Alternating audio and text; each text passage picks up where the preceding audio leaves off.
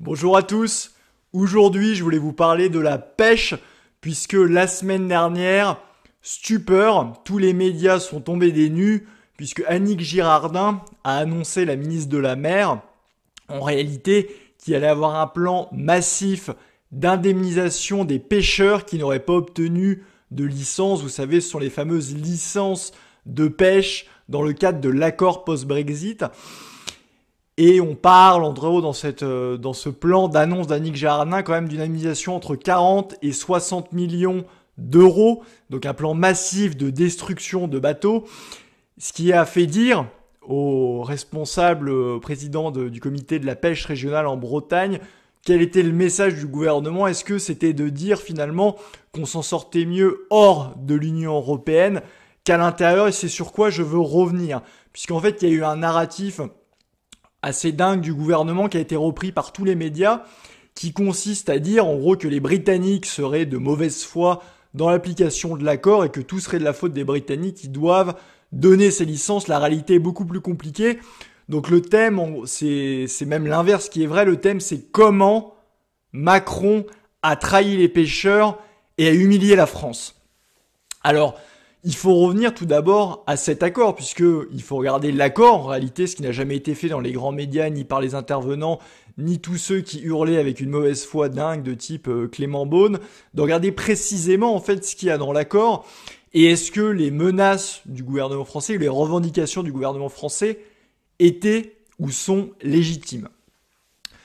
Quand vous regardez l'accord, c'est l'accord de commerce et de coopération entre le Royaume-Uni et l'Union européenne. C'est un accord qui, je le rappelle, a été négocié fin 2020 par l'Union européenne d'un côté et le Royaume-Uni de l'autre. Donc c'est l'Union européenne qui a compétence exclusive en matière commerciale qui a négocié cet accord. La France ne négociait pas, c'était l'Union européenne. Et quand on regarde les articles qui ont trait à la pêche, c'est très clair en fait au niveau de l'obtention d'une licence ou de la capacité à pêcher. Et ça concerne d'ailleurs essentiellement les navires. Ça concerne essentiellement la problématique de la pêche dans ce qu'on appelle les zones de entre 6 et 12 000 nautiques. Donc 6 et 12 000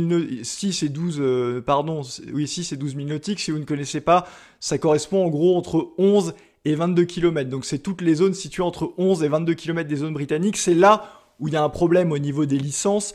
C'est là en fait où toute cette guerre et que les Britanniques veulent oui ou non donner des licences. Et ce qui se passe quand vous lisez l'accord, il est bien marqué texto que les navires admissibles sont ceux qui ont pêché déjà dans ces eaux entre 2012 et 2016, ou à défaut les navires remplaçants, parce que s'il y a la preuve comme quoi ces navires pêchés qu'il y a un navire remplaçant, ils peuvent obtenir une licence. Et en fait, toute la problématique là-dedans et la mauvaise foi est du côté du gouvernement français, malheureusement. Puisque la problématique, et pourquoi il y a un problème pour la France, c'est que, et ça c'est soit une trahison par incompétence, ou soit une trahison volontaire. C'est-à-dire qu'ils le savaient, ils l'ont quand même laissé passer pour bénéficier à d'autres secteurs dans l'accord. Et si ça peut être par incompétence, parce que pourquoi ? Même si c'est l'Union européenne qui a négocié, l'Union européenne ne négocie pas pour la France. Donc l'Union européenne a négocié un accord global. Sauf qu'au niveau de la pêche, on voit bien que cet accord, il y a des problématiques vis-à-vis de la France, tout simplement parce que la flotte française, il y a encore pas mal de petits bateaux, des bateaux essentiellement de moins de 12 mètres, qui, eux, n'ont pas justement un système d'enregistrement, un système GPS qui leur permet de prouver qu'ils pêchaient dans les eaux britanniques entre 2012 et 2016. Et donc, s'ils ne peuvent pas le prouver, les Britanniques ne font qu'une application stricte de l'accord. Un navire qui demande une licence mais il ne peut pas prouver qu'il a pêché entre 2012 et 2016, eh bien il le refuse. Et là-dessus, en fait, vous avez eu une montée de la France qui est un petit peu dingue et irresponsable, avec en figure de proue Clément Beaune, qui n'est pas le premier à chaque fois à raconter des aberrations sur tous les sujets et sur tous les dossiers dès qu'il est invité. Et en fait, vous aviez justement Clément Beaune qui expliquait que, avec un langage martial, que les Britanniques ne comprenaient que le langage de la force. Là, ça, entre soi-disant alliés, partenaires, c'est quand même quelque chose d'assez fort.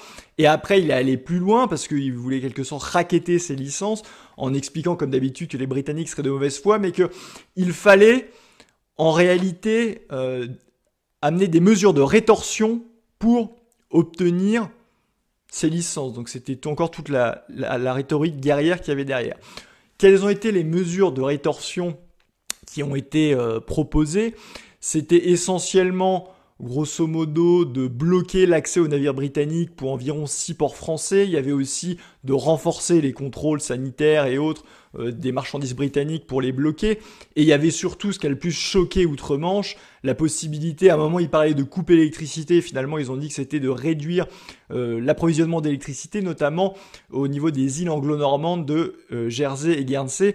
Pourquoi ces deux îles-là? Si vous regardez une carte et vous regardez les 6 ou 12 milles nautiques dont je vous parlais, où il y a cette problématique des licences de pêche, en réalité ce sont les deux îles anglo-normandes qui sont très proches des côtes françaises. Ce sont d'ailleurs des eaux qui sont très poissonneuses et c'est pour ça qu'il y a en réalité une sorte de guerre de la pêche autour de ces deux îles anglo-normandes. Et donc, il y a eu là, et on en était là, et après, voilà, c'est monté au niveau de l'escalade, et moi, à ce moment-là, j'étais d'ailleurs invité, interviewé notamment par Radio Courtoisie, et je leur avais dit dès le début, en fait, les Britanniques respectent l'accord, et la France va se ridiculiser, puisque c'est la France qui sera en violation de l'accord si elle prenait des mesures de rétorsion, et l'Union européenne est très gênée là-dedans. Une fois qu'il y a eu tout ça, évidemment, le Macron et la France en a appelé à un soutien massif de Bruxelles, un soutien des autres pays de l'Union européenne. Mais la problématique qu'il y a là-dedans, c'est que grosso modo, il reste 150 licences de bateaux français qui ne sont pas attribuées, qui n'ont pas été données par les autorités britanniques. Mais les autres pays européens, dans leur majorité, en fait, eux, ils n'ont pas cette problématique puisque leur flotte était équipée de GPS et de systèmes d'enregistrement.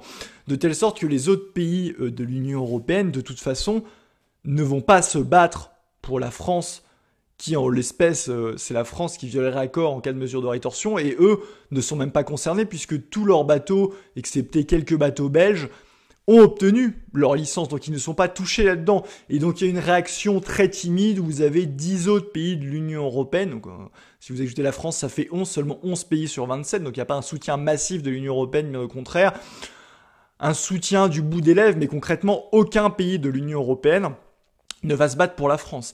Et ces mesures, en fait, qui avaient été annoncées par la France, j'avais dit qu'elles étaient stupides, qu'elles ne marcheraient pas, et en plus, elles sont contre-productives. Il faut quand même savoir que le Royaume-Uni, c'est le premier excédent bilatéral de la France au niveau commercial. La France a un déficit commercial abyssal, comme vous le savez. Il y a un pays avec lequel on a un excédent commercial le plus important, c'est le Royaume-Uni. Si vous prenez les chiffres de 2019, c'est environ 12,5 milliards. Donc en fait, pour une question où la France était en tort, c'est un problème, ça avait été mal négocié, et le gouvernement français est prêt à se brouiller avec son meilleur partenaire commercial.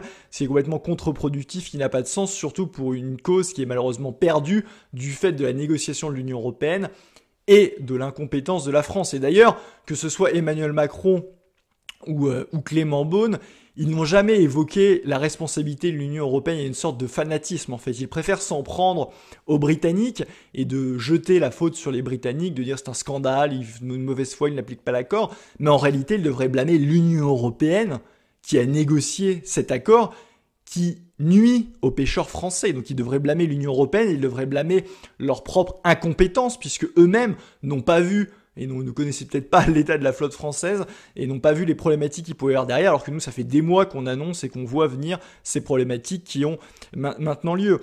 Et donc, c'est très problématique. Suite à cette annonce d'Annick Girardin, Emmanuel Macron est remonté en disant « je ne laisserai pas tomber les pêcheurs », mais la problématique va être la même.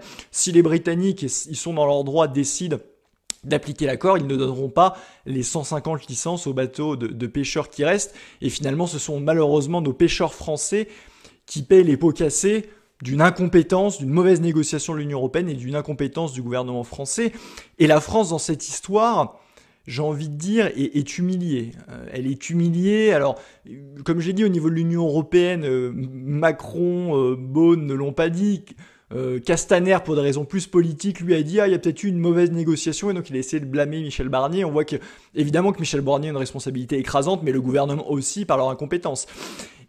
Et du coup, Castaner fait plutôt de la politique politicienne là-dessus, même s'il a raison, c'est peut-être le premier de la galaxie LREM qui pointe la responsabilité de l'Union européenne, même si c'est indirectement par Michel Barnier. Il attaque plus Michel Barnier que l'Union européenne, parce que le gouvernement qu'on a est complètement eurofanatique, il ne peut pas imaginer 2 secondes que ce soit de la faute de l'Union européenne, ou du moins ils font une propagande pour dire que ce ne serait pas de la faute de l'Union européenne, ce seraient les méchants britanniques.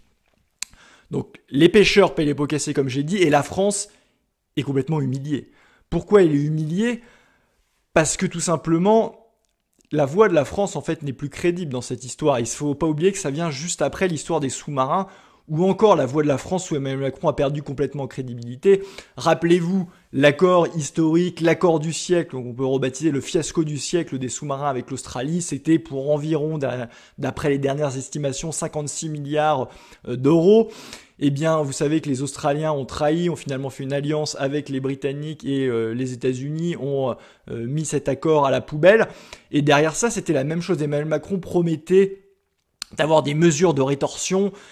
Mais pour être crédible, quand vous faites des mesures de rétorsion, de 1, il faut le faire, sinon vous n'êtes pas crédible, vous faites des mesures et que vous ne les mettez pas en œuvre, et de 2, il faut être en capacité de le faire.